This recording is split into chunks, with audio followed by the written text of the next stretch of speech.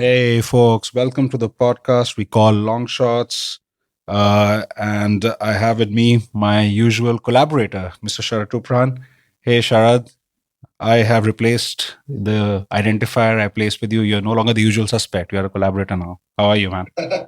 I'm very well, and have you noticed that we did a bunch of fintech and insurtech kind of businesses, and now in the last couple of times we've gone into slightly more exciting, I don't know, exciting or slightly more eclectic verticals from brands to sort of today we are going into like the fashion world. Last time we went into sort of design and AI kind of a play. So it's we're expanding our conversation universe. Absolutely no. So that with that, would like to welcome Mr. Abhishek Sharma, COO of Fashinza, and Abhishek probably being an ops guy. I don't know how much you characterize Fashinza with the term eclectic. Welcome to the show, and to start off, we do know that obviously you come from a fairly extensive background. Before Fashinza, you were part of Bharat Pay, you were part of Limeroad. Probably Limeroad was your earliest foray into fashion as a vertical.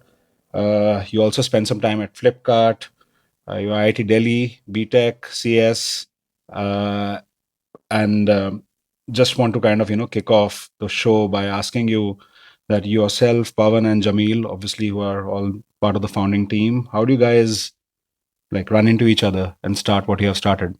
Yeah, I think thanks, Nikhil and Sharad. Thanks for the introduction and thanks for having me. And it's a long story. I think the way me, Pawan, and Jamil started this company. But to keep you short, so Pawan and I were in the same college at IIT Delhi at same hostel, and we knew each other from so long. That is like back in 2018. We know 2008. We know each other, and Pawan. In fact, I and Pawan worked together also with this startup at which is name is Curify, which is a healthcare startup. So I was there also, so we got a chance to work with before starting Fashinza together. And with Jamil, me and Jamil were part of the founding team member at Limeroad, and we were good friends there. And we never thought like we will start a company together, but I think somehow when Fashinza or fashion space came in my mind with my Pawan discussion, I think Jamil was the first person who I thought like I should bring him as a co-founder. So this is how we ended up working together. The interesting journey, and I think you mentioned that the space, the things you are coming on. I think as a fashion company, or I think B2B commerce fashion company, we touch upon so many things, which is actually pretty exciting. It's not an operation part. There's so many things we are touching upon, like how to understand how the brands works, how design works, and AI also comes into that, and then definitely operation and technology, which is our forte. Interesting. So obviously, like you guys have a SaaS-based uh, manufacturing marketplace of sorts, catering to various brands in the domain of fashion and apparel. Would love to first understand as a layman, if I'm a brand and I have to procure or source placement of the order or the design phase all the way till fulfillment, right? What are the various pieces within the value chain which you see? So I think before jumping into this question, I would like to give a brief idea about our business model to the audience and the customer segments we work with. So we are a B2B platform or marketplace platform where we work with the brands and help them in terms of the design to delivery solution. So primarily their backend part, the front end part, the selling it to the customer retail, they manage that. And our belief is that brands should primarily focus on user side, customer side, telling them a story, creating a collection, and creating a story to sell those collections using marketing and branding. The rest of the things should be managed by us, people like us, where we help them in terms of the product they want to or they should procure or they want to procure. So how we do it basically, we have a network of factories across India and Bangladesh, where we partner with the factories, we book their line, we control their supply chain in terms of the fabric and the raw material also, and then with those network of factory, we go to the brands and give and get the orders. And there's are two ways we get the orders from the brand. So one of the ways basically brands give their own design, and that our responsibility is basically to get manufacture those designs to one of the best factory or best supplier we have it in our network. And we have an entire process for that, which I'll come to and discuss that in detail later. The other way is basically we provide our design with the intelligence, like this is the design which is going to be sell because of the XYZ reason. Because this design is going to be is a trend, this fabric is a trend, it's going to be in trend, it's already selling on the top of the brand online on Shein, on Jara. So those are the intelligence we provided. That's one of the reasons brands procure or select our design also. Right. So these are the two business or sales strategy we use it. And once brands select the design or brands give their own design, the process of the manufacturing there, and where actually most of that our manufacturer partner come into the picture along with our operation team. And if I break into the entire process, the process is basically very high level. It's like a very long lead cycle process. Right. So it looks like very easy that I'm wearing the t-shirt is, and as a layman, I think like, oh, okay, it's since it's a t-shirt only, I don't think so. It's like it should take only like 1 or 2 days to make it, but it's like a long lead cycle time. So for a t-shirt, like basic t-shirt like this, which I'm wearing, it also takes like 90 days to 120 days time from order to delivery, which is a long lead cycle. And during the process, there are lots of steps and approval, and there's lots of stakeholder are there, which actually creates, which actually impacts the processes of the production cycle also. And that's where we come into the picture. So what we did is actually we digitized the entire supply chain and all the processes of getting this from order to actual delivery. There's everything you can track it online on our platform, and that's how our value comes in. I think the offering of the not only offering, but I think the value of the space which you build is coming to the picture. Yeah. So for example, just completing that. I think for example, this feature once I got the order, the first step is basically to figure out where the fabric come from, what kind of fabric it come from, whether the fabric will have the same quality. So one is that process is completed, then sampling starts. And sampling again is not like one sampling, it's like 2-3 sampling. One is like a total sample, fit sample, and once sampling is done, then and the final approval is come, then the bulk production happens.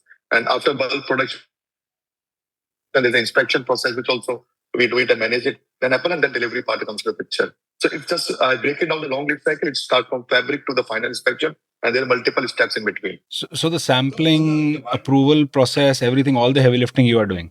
Absolutely, yeah. On the sort of break it down, there's a demand side and there's a supply side. On the demand side is obviously the fashion houses and buying houses.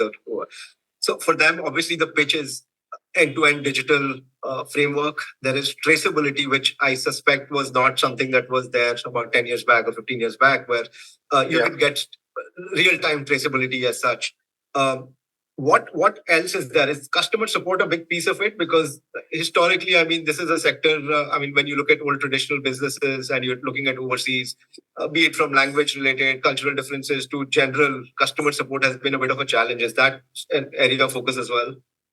Yeah, absolutely. I think the major value proposition when we go to the brand is, as you rightly mentioned, is the transparency and traceability using our software. The second value proposition is take an end-to-end responsibility of delivery, unlikely to an agent or an offline player. And the third thing is basically we are customer first. And we don't call it a customer support, we call it like a customer experience. And it's not only include the communication, but the entire things whenever an issue or failure happens from our side or the supply side, we make sure that it's getting rectified and we are responsible to the customers. And most of the time in our industry, and one of the reasons we started in this business, because we realized that it's so much unorganized and so much unfragmented, and NPS is so low. So when we studied the brand, we talked to so many brands, and everyone said that our experience with the supplier is so low because most of the time issue happens, suppliers stop picking their call. And that's one of the things actually you were also mentioned that. So because of those reasons we started, and now we say that when we go and pitch to the brand and say that as a customer first company, we give you a best in class customer experience and forget we'll not pick the phone. I think we'll give you a solution whether it's on our own cost or not. So that is something we come and go pitch to the customers. And from actual delivery, the final step is sort of when it's in freight or which takes like you rightly said, it could take a month or 2 months. So there is a significant piece of the puzzle where it's actually in sea. it's being managed by shippers. Do you sort of have visibility, or do you sort of, or is that something like freight forwarders will take care of in terms of offering that intel to your ultimate buyer? Yeah, so I think end of the day, brand matters. That when they give the order to us, they always see Fashinza as a one partner where they rely on everything to us. Like the same way you order on Flipkart and supplier fucks up the order, or maybe supplier issues the order. Uh, you always change the Flipkart only. The same way brand also relies that anything related to delivery or anything related to production, they come to us only. For that matter, we actually control or manage the freight forwarder part also. So we have our own logistic team where we have a great third-party partners, 3PL partners. We partner with them and we put our integration on that on terms of visibility, as well as we do a controlling also, like proper planning, scheduling, so that everything is get on time. Obviously, it's like a high operation business issue happens, and because of the pandemic in last 2 years, it was very high thing, and the logistic or the freight is like definitely a big challenge. But I think we always try to give a best customer experience and visibility on that. And is there like a lot of, I mean, because like when you mentioned that when post order placement, there is obviously a lot of things happening at the back end before the shipping event kicks off. And for those events, you guys are obviously operationally involved in that. And that probably requires a fair amount of interaction or interface with the brand, right? Yeah. I mean, how is that process digitized? Okay. So I think let's talk about how it was happening before Fashinza thing. So I'll give you one example. I think two example, two different cases where brands are directly working with the supplier, or brands are working with the players like us in an offline player like us. So let's take an example of where brands are directly working with the supplier, manufacturer, and they place an order. I think the brand has a one very big team, which they call it a buying sourcing team or merchandising team, whose their job is basically to do a follow up with the supplier, and they don't expect supplier to give update proactively. So all they need to do is like a follow up over the call or the email every day. And I spoke to one of the merchandiser in initial days, and he mentioned that I do 100 calls to my 5 suppliers every day. So this was a journey actually. Then that's like really, I was so surprised that it's so inefficient the way how it is working upon that. So uh, definitely what we actually did it, I think we reduced all the calls they are doing the supplier, and what we have provided the dashboard where they can track it as like a track it like as simple as like how you track your order on Flipkart. Right. So once you place an order on Flipkart, you get to know that your order is confirmed, packed, shipped, out for delivery, and delivered. The same tracking we give it on our portal also. Your order is confirmed, fabric is procured, fabric is approved, inspected, approved, sampling done, sampling approved. All the tracking we give it on all there. And obviously, there's a troubleshooting is required. We have a features for that. We have a chat feature for that where they can communicate to us as well as the supplier directly, and they can do troubleshooting also. And on top of that, we give a proactive communication to the brands or the respective POC of the brand about the status update of their order, weekly update or the monthly updates kind of thing, which is I think we digitize entirely. I mean, on the on the brand side, actually, I think I understand, but I'm also a bit curious to understand from a manufacturer's point of view. Absolutely. So this is something IP, I would say that, and that's one of the things which we took some time to build it and take some time. What we did is we digitized the entire production floor. Right. So whatever happening, and when I say digitize, basically we put a small software on a supplier or on the factory itself, and with the various steps of the production. And it's a tablet based software. We are actually or the mobile app as well, where factory manager as well as the workers or the supervisor of the factory are using it. The simple example that whenever every fabric is coming into the factory, they have to enter that fabric is in-house in our app. Right. So that is something we are getting a visibility, and obviously it's not. I'm saying it looks very easy when I'm saying it, but it's not very easy. We need to train. We need to and not only train, we need to control like whether things are happening on correctly or not. For that, we have our own audit team, on ground team who are managing that process are getting followed by the supplier. Right. Understood. So it's like a very parallel. I can give you a very simple word. I think how Flipkart or Amazon sellers are updating an order management system. The same thing we have deployed. But since our order management cycle is much longer than what Flipkart or Amazon has, it's like a little complex problem. And the way we approach it, like it's a little different. And what is the sort of business logic that you guys use to map a particular buyer with the manufacturer, right? I mean, let's say, there are a bunch of factories and manufacturers in India who can do very well cotton. Let's say, I'm just giving cotton probably widely sourced, right? So, how do you do that mapping? Like, what is the business logic? Is it sort of engineered to looking at efficiency, looking at, or is there a ratings? Like, how does that mapping happen? Yeah. That just, I think, again, I would say is one of the IP, and I cannot disclose. I don't want to disclose in like a very detailed manner. I give you the overview so that you get a sense of that. But as a marketplace company, this is one of the key things you have to solve it. And we also took some time to solve this. And every supplier, I think, to give you an example, that the complexity of this, there's one supplier is actually making one T-shirt as a product. If you expect him to do a shirt or maybe like a jeans, it's very, very difficult. It's, I think, quite impossible in the world. So the way we approach it, I think we have a proper, when we onboard a supplier, we actually collect that 40 to 50 data points and create a supplier profile and do the rating, etc., etc. But I think very simple way in a matching algorithm, we check three things: the capability of the supplier, the costing of the supplier, and the capacity available to the supplier at that point of time. Mm-hmm. And that is entirely digitized. So when I say capability, I think you understand whether the supplier, so any order, whether the order comes, you always check whether the supplier can do or not. Mm-hmm. Costing is whether the supplier can do it that pricing or not. And that's the interesting thing when I say pricing, because you see same product with the big factories where the overheads are very high.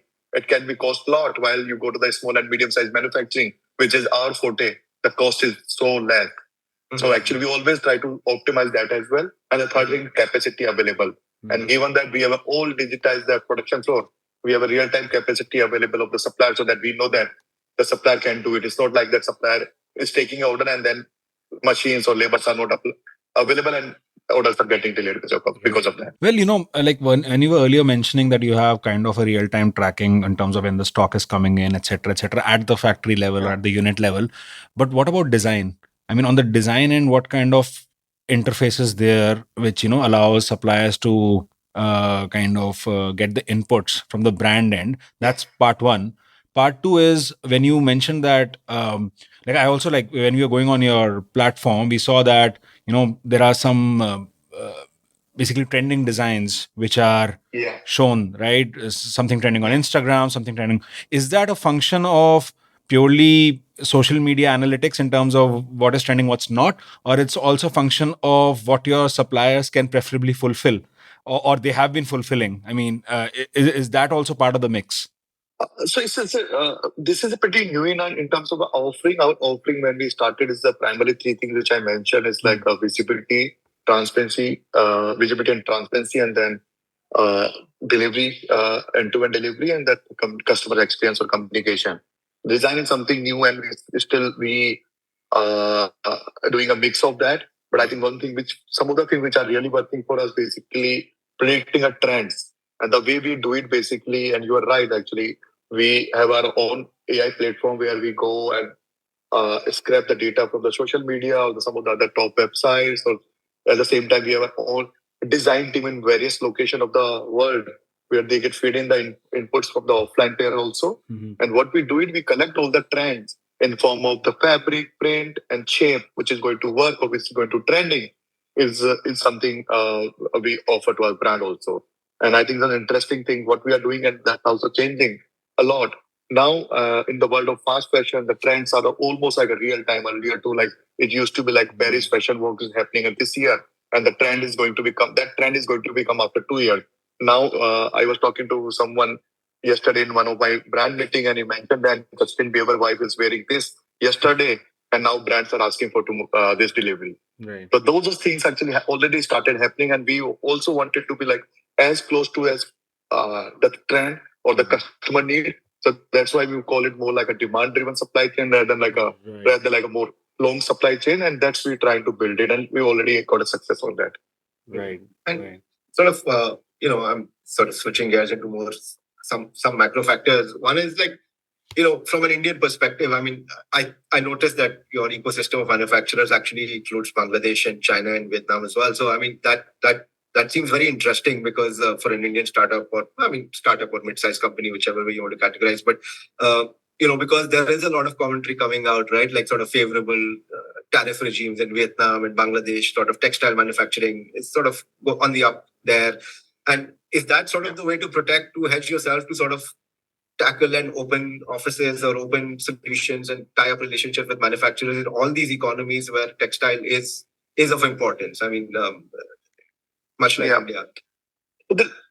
Yeah, there are two ways to answer this question. I think one of the ways basically, and first of all, we are still heavy on India and Bangladesh. Obviously, other places we tried, but the focus is always India and Bangladesh. And one of the reasons we started other geography for more time, basically, uh, brand as a brand, they want to see as a one-stop sourcing solution. Mm-hmm. And when it's a one-stop sourcing solution, every country has its own capability and capacity. For example, Bangladesh is very good for a basic product and very high volume. When it comes to India, it's very definitely is a design driven and very artisan is something which India is very excellent to. China is very different for the like a sportswear or activewear category or the man-made fabric. For that reason, we have to expand. But I think still focus is basically at the same time that we also realize that there lots of sentiment is going out of China. The people are looking for China plus one alternate option of the China in terms of manufacturing. And given that we are based in India and Bangladesh next to us, we focus only these are two countries involved. Now we are focusing upon how we build the new capability which India is not known for. Mm-hmm. So that is something which is really working out for us. And the way we have, again, the approach is always look for or give a solution to the brand, which actually brands are look for, but like try to restrict where your strength is. So India and Bangladesh is definitely something we are going to. Is there like a specific segment within brands which is like your focus area, in the sense that like when you look at very large names, they already have fairly level, I would say entrenched relationships with sourcing partners. Sourcing partners also treat them preferentially for various reasons, etc. Yeah. It's very difficult to break into that, right? I mean, how do you look at that part of the problem, or is it like you mainly focus more on online first brands or more boutique type mid-market size names? How do you view that? That's an interesting journey. I think last 3 years, I think, and I'm quite amazed at how the journey also changed. And to give you that some sense, we started with the focus of D2C brands, online first brands, for some of the small size brands, because where the VC, the value proposition is very high. Yeah. And after starting a couple of months, we started getting a query from Target, Walmart, and so Zara's of the world also. In fact, first within a 1.5 year of starting, we onboarded Inditex, which is like Zara parent company. Right. So to give you some idea, I think we also realized that, okay, Inditex is like a very established player. Zara is obviously sold their supply chain, and why they need us. But one thing we realized that I think they always look for a new supplier for two reasons. They always want to have something new in their product portfolio, maybe in form of design, maybe in form of fabric. So that is something. And second, they always want to optimize the cost of the sourcing. Right. So those are the things which actually really helping us for big brands also. To give you some sense, we work with the Pull and Bear, which is a sister company in Inditex Group. We work with two of the Mango. We work with in US. We work with Forever 21. So these are like the largest. Yeah. In India, we work with Bayakoof. We work with Adit Birla. We work with Reliance. I just so many big names also. But I think that if you ask me, I think we have a very strong value proposition is still that online first or the mid segment. Right. For enterprise segment also, so for those segment, the mid segment, we become their preferred supplier or like only supplier sometime. Yeah. But I think with the big brand, we are like one of the supplier, not a very big one. But I think since the volumes are high and we also get a very good value by creating our for our suppliers, I think we work with them also. So is supply discovery also a challenge for even large guys? So I think I would say the product discovery, not a supply discovery. So for example, if they're looking for, in fact, I was in Spain and talking to Mango, and they look for this kind of fabric, right? I think for get that fabric, I think either they choose their existing supplier to do 6 months or 5 months of R&D and build that, or either they find a supplier who already doing that. Right. So in that way, I think it's definitely a challenge, and it's a big value proposition also. How do you interesting? How do you sort of view when we think about textile manufacturing, I mean, the first image that comes to our mind is big factories with massive assembly lines and sort of automation, right? Like, so with the threat of, automation and robotics, like, how do you see that impact your business? And there are two nuances to it. One is obviously, I mean, from a social and political factor, I mean, it's one second largest employer in India, at least, right? I mean, it's a big industry. So that, I mean, how do you sort of tackle when you want to digitize to a level such that it can be automated so much that there is a surplus requirement in surplus labor. Second is when you look at these companies which are based out of the Western world, US, Spain, or whichever. I mean, one of the advantages that India, Vietnam, Bangladesh historically have offered is the low cost arbitrage, right, on the labor side. Robotics and automation also sort of somewhat addresses those as well. We can sort of, there is a play that it can be moved in now. So how do you see this play out in the next, let's say, 10, 12 years? And is it a net positive, or how do you sort of view it?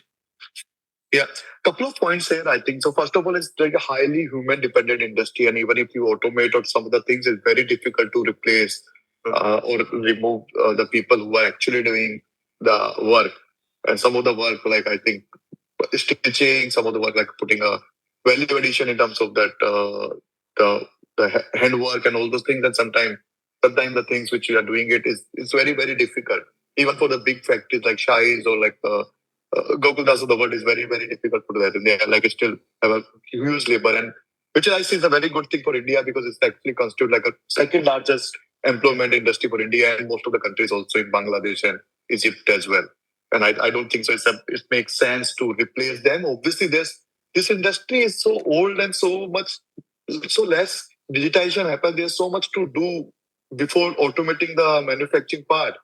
I think the simple example I give you, whenever a requirement comes, the requirement always comes to like this much, like I think like 100 of pages of the files, and why people are not digitized that. And I think those files actually transform, like copied in 3 ways, and every floor of the factory has that file and that transform from here to here. And the chances of getting a mistake because of the file, because one manual error, or maybe like a lot of the one misplace of the page is so much. So my sense is I think there's so much to do in terms of that technology, and rather than doing automation, which is like a next world problem, I will say that.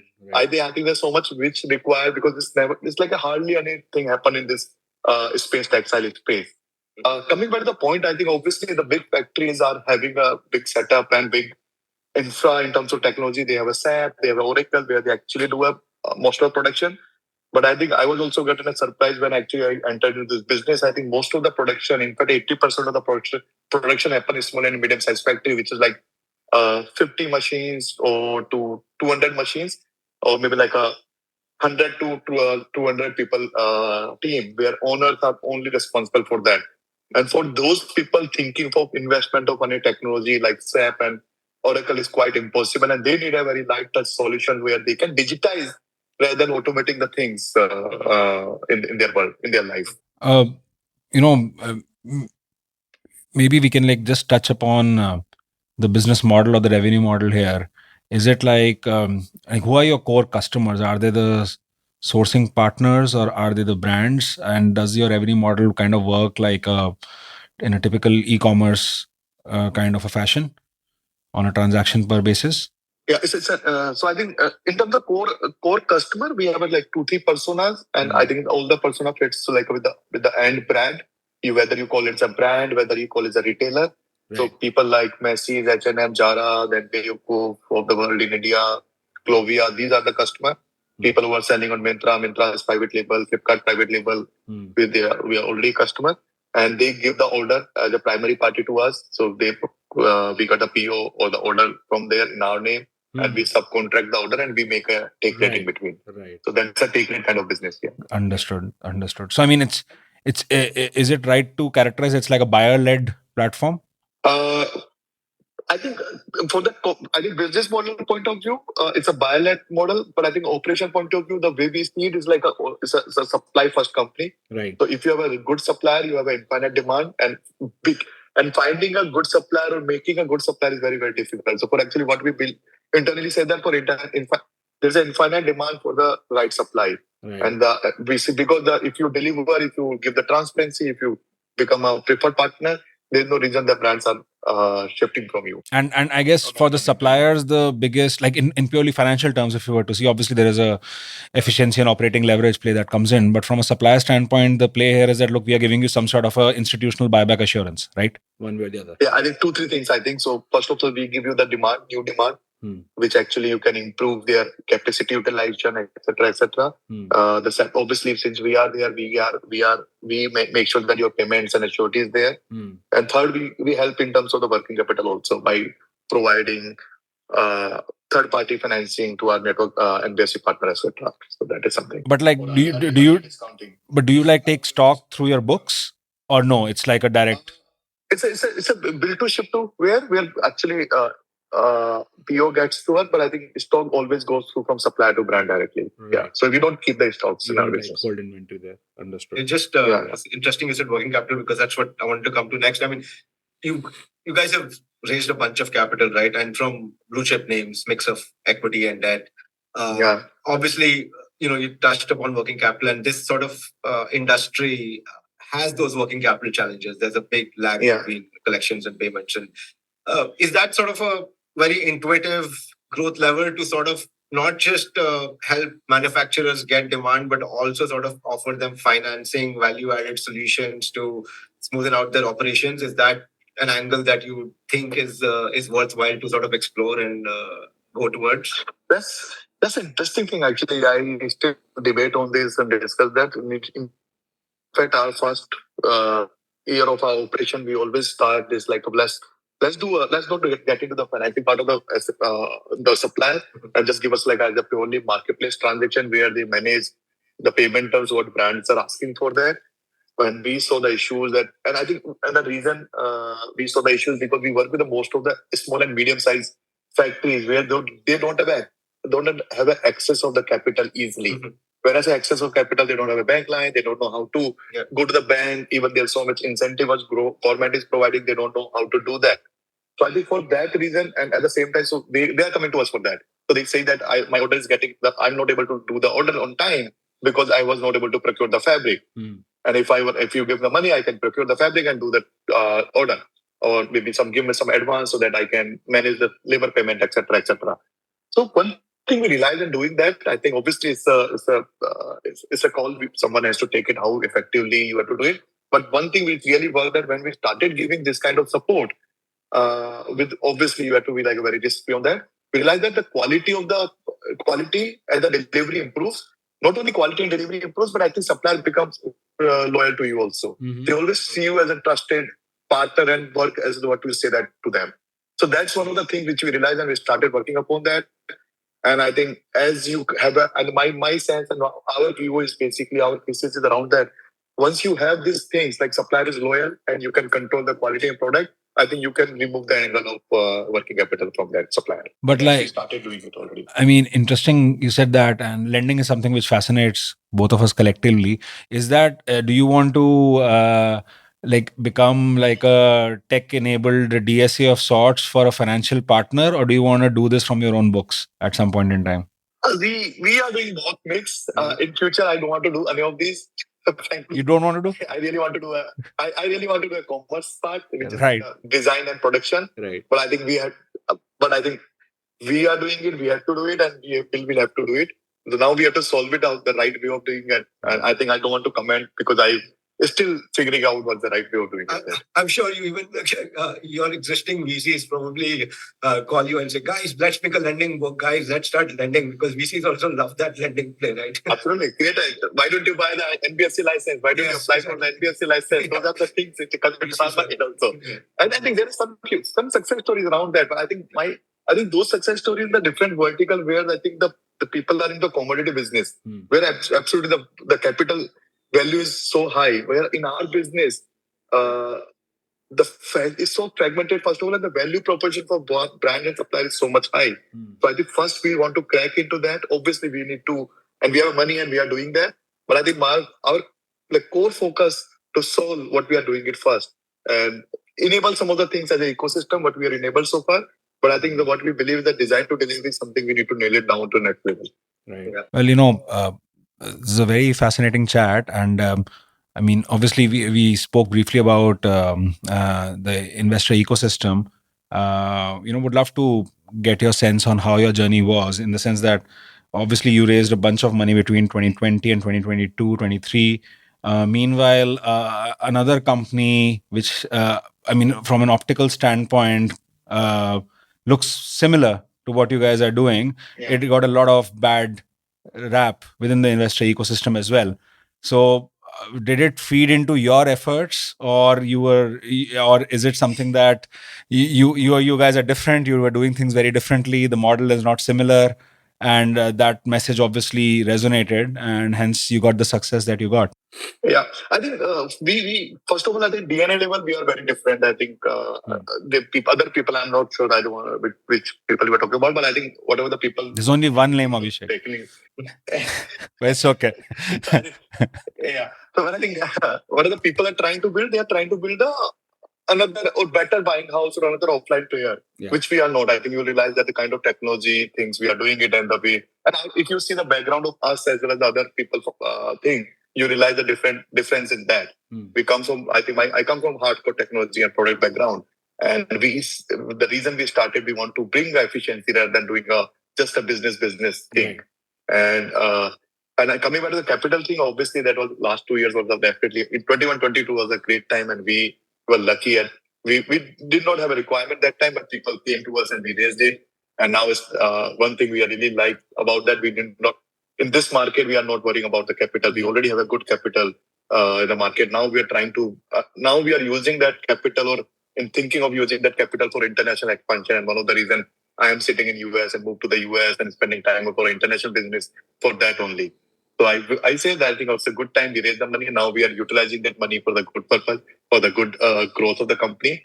And I think that's working well for us. No, great. This has been a very exciting chat, and loved the ops oriented perspective you gave into your business. We wish you all the best. Obviously, we'll be kind of cheering for you guys and watching out for further and bigger successful milestones. Thank you so much, Abhishek, for your time. This is Nikhil Arora, and I have with me Sharat Rupran signing off.